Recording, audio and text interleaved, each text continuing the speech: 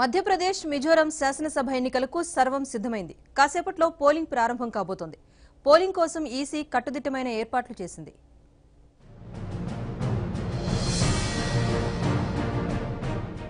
మధ్యప్రదేశ్లో మొత్తం 230 నియోజకవర్గాలున్నాయి. 65,000 పోలింగ్ కేంద్రాలు ఏర్పాటు చేశారు. అందులో 17,000 పోలింగ్ కేంద్రాలు సమస్యాత్మకంగా గుర్తించి అదనపు భద్రతను కల్పించారు. సీసీ కెమెరాల నిఘాతో వీడియోగ్రఫీ మధ్య పోలింగ్ జరుగుతుంది.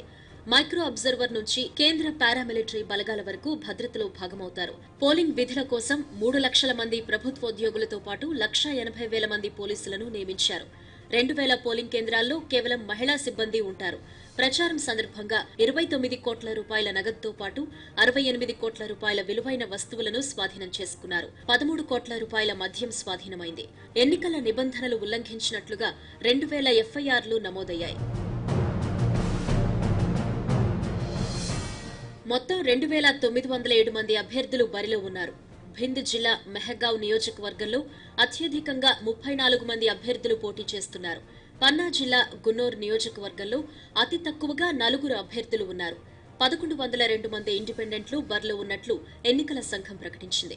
అన్ని నియోజకవర్గాల్లో బీజేపీ పోటీ చేస్తోంది. 229 నియోజకవర్గాల్లో పోటీ చేస్తున్న కాంగ్రెస్ ఒక స్థానాన్ని తన మిత్రపక్షమైన ఎల్జేడీకి వదిలేసింది. కాంగ్రెస్ బీఎస్పీ మధ్య పొత్తు ప్రయత్నాలు విఫలం కావడంతో రెండు పార్టీలు విడివిడిగా పోటీ చేస్తున్నాయి. బీఎస్పీ 227 చోట్ల బరిలోకి దిగింది. సమాజ్వాదీ పార్టీ 51 నియోజకవర్గాల్లో అభ్యర్థులను నిలబెట్టింది. ఆమ్ ఆద్మీ పార్టీ 208 మంది అభ్యర్థులను రంగంలోకి దించింది. మధ్యప్రదేశ్లో మొత్తం 5,45,251 మంది ఓటర్లు ఉన్నారు. అందులో 2,63,13,00,000 మంది పురుషులు, 2,41,30,390 మంది మహిళలు.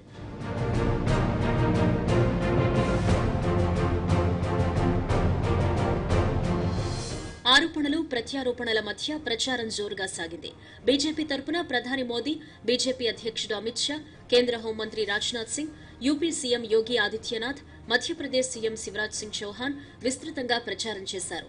శివరాజ్ సింగ్ ఒక్కరే 126 ఎన్నికల ప్రచార సభల్లో ప్రసంగించారు. 4వ సారి తాను గెలిచి తీరుతాను అని ఆయన ప్రకటించారు. కాంగ్రెస్ తరపున ఆ పార్టీ జాతీయ అధ్యక్షుడు రాహుల్ గాంధీ ప్రధాన ఆకర్షణగా నిలిచారు. గుళ్లు గోపురాలు తిరగడంతో పాటు భారీ బహిరంగ సభల్లో ప్రసంగించారు. రాహుల్ ప్రకటించిన రైతు రుణమాఫీ హామీ తమను గెలిపిస్తుంది అని కాంగ్రెస్ నమ్ముతోంది. ఇక కమల్నాథ్, దిగ్విజయ్, జ్యోతిరాదిత్య సింధియా తమ తమ ప్రాంతాల్లో విస్తృత ప్రచారం జరిపారు. కమల్నాథ్ 60 ప్రచార సభల్లో ప్రసంగించగా సింధియా 100కు పైగా సభల్లో మాట్లాడారు.